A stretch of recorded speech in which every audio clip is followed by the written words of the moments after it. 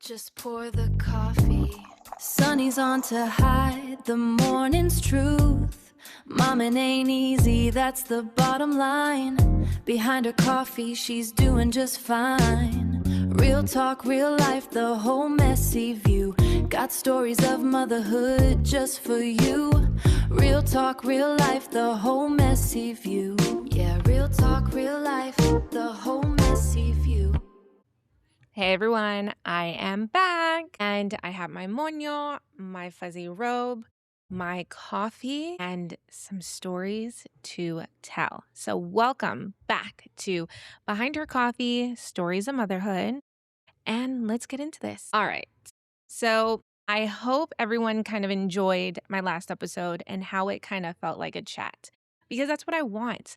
I want it to feel like we're FaceTiming, where I'm going, hey girl, let me tell you what happened this week. Because that when do moms get to chat with each other? You don't know how many times I've dialed up people and it's voicemail after voicemail after voicemail after voicemail. And I know it's hard to have a conversation with a mom with kids yelling in the background. You get distracted, you get this, you get that. I like to pop in a headphone and live my life with my kids, talk to them while I'm listening to people, while I'm having conversations, all of it. Let's do it in tangent because it gets lonely. Not lonely in the sense that I don't have anyone to talk to. Like, yeah, of course I'm talking to my kids, but how much can you talk to a 2-year-old and a 4-year-old? Like, how much can you tell them? How much can you get into? How much can you delve? You can't really do it. And then when my husband gets home, he's so tired from like his work day, and he's just not a chatty person, which I knew when we got married and we were dating and all of that. But he's just not a chatty person. So I don't expect him to really like have a full-on chat with me. I'm not saying that we don't talk. We do. We do talk a lot. But like I'm not expecting after a long day he wants to be, especially because he teaches middle school and he's already getting an earful with those kids because you know how those kids are. But today I wanted to get into this phrase of, I don't know how you do it. I don't know how you stay home and stay with your kids and you're just home all the time. I just don't know how you do it. Okay, what do you mean? What do you mean that you don't know how to do it? How I do it?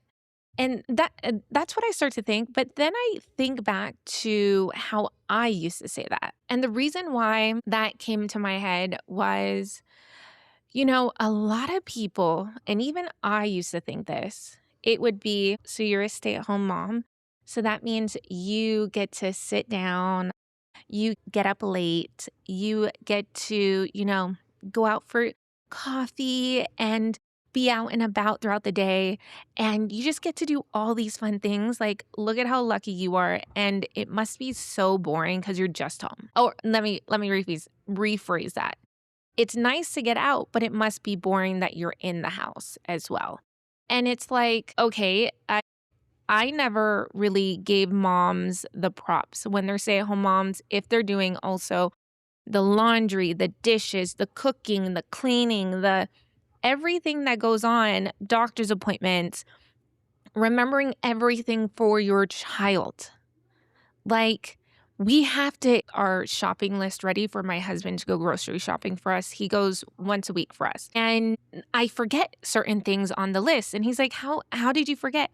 How did I forget? Maybe it was I was checking the list, but then your kid was calling me to do the potty, or something was spilling on the floor, or this or that, or mommy, or mommy, or mommy, or mommy, or mommy all day long.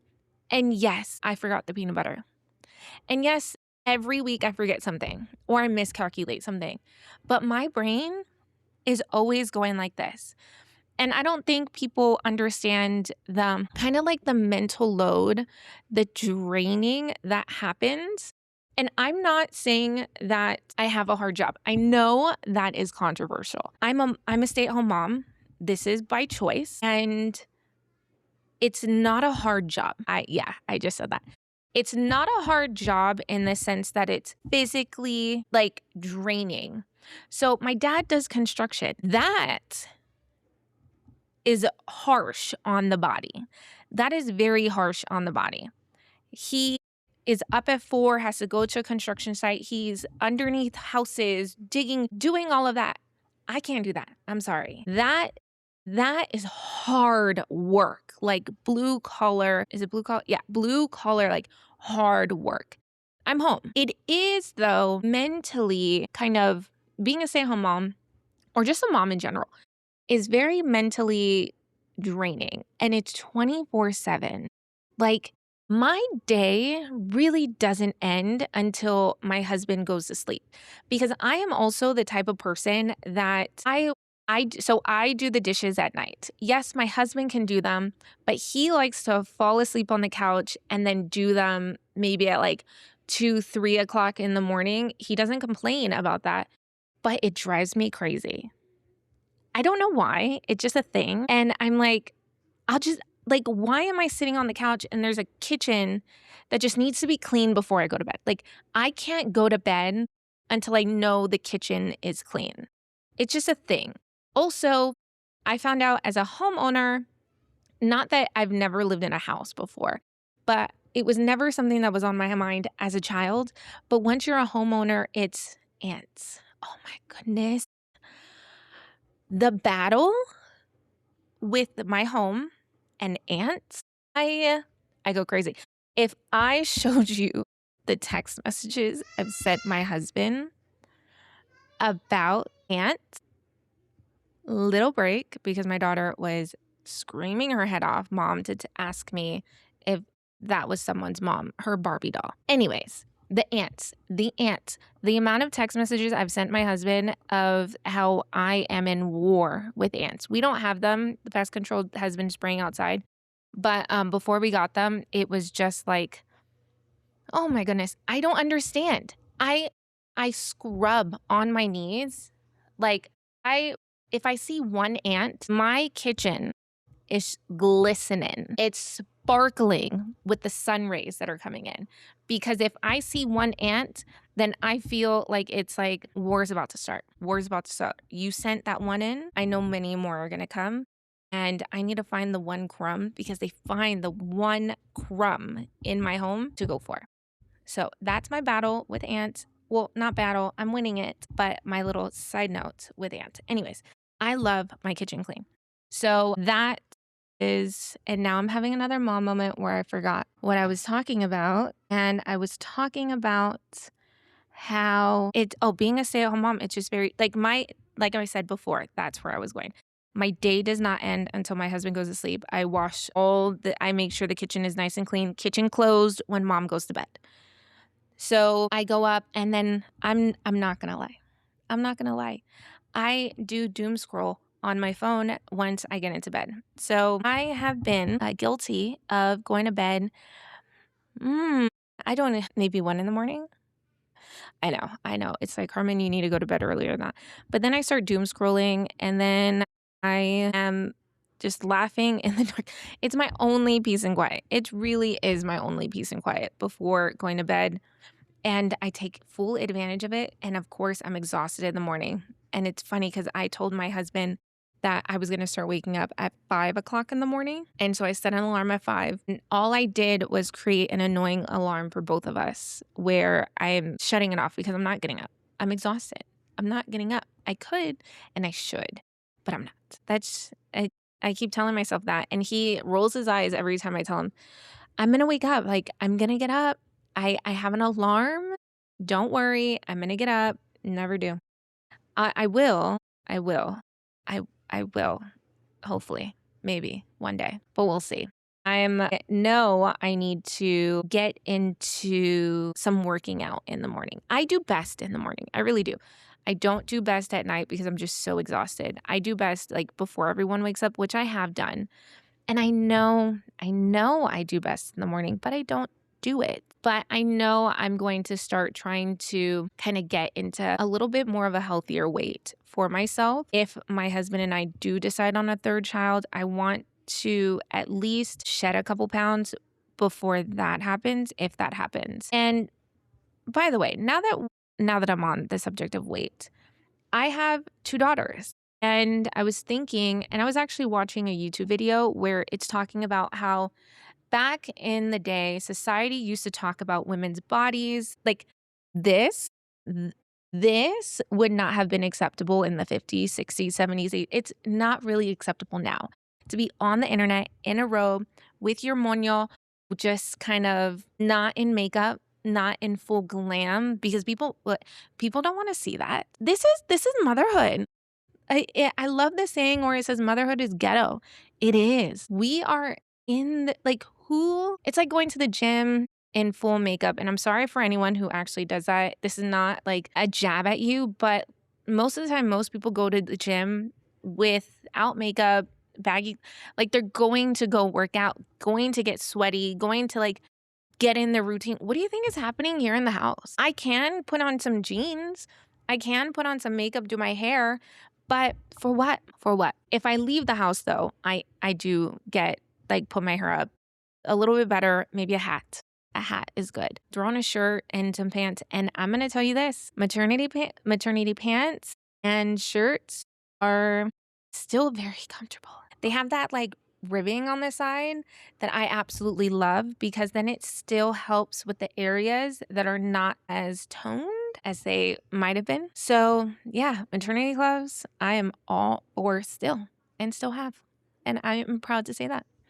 So, but I was watching this video about today's society, how it's still the same when it comes to women and how now it's not just like propaganda talking about how women are supposed to look a certain way.